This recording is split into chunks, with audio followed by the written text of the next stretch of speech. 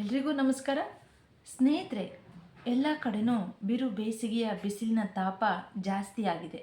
ಜೊತೆಗೆ ನೀರಿನ ಅಭಾವವೂ ಜಾಸ್ತಿ ಆಗಿದೆ. ನಿಮಗೆ ಗೊತ್ತು ನೀರು ಎಷ್ಟು ಇಂಪಾರ್ಟೆಂಟ್ ಎಲ್ಲ ಜೀವಿಗಳಿಗೂ ಅಂತ. ಒಂದು ದಿನ ಮನೆಯಲ್ಲಿ ನೀರಿಲ್ಲ ಅಂದರೆ ಯಾವ ಥರ ಅನಿಸುತ್ತೆ ಅಲ್ವಾ?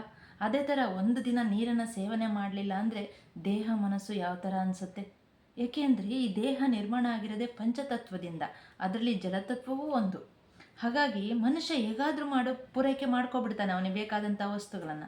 ಆದರೆ ಪ್ರಾಣಿ ಪಕ್ಷಿಗಳು ಏನು ಮಾಡ್ತವೆ ಹೇಳಿ?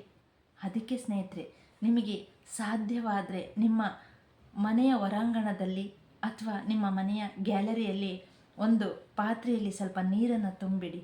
ಸಾಧ್ಯವಾದರೆ ಆ ಪ್ರಾಣಿ ಪಕ್ಷಿಗಳಿಗೆ ಸಹಾಯ ಹಸ್ತವನ್ನು ಚಾಚಿ ಈ ಒಂದು ವಿಡಿಯೋವನ್ನು ಅಬ್ಸರ್ವ್ ಮಾಡಿ ನೋಡಿ.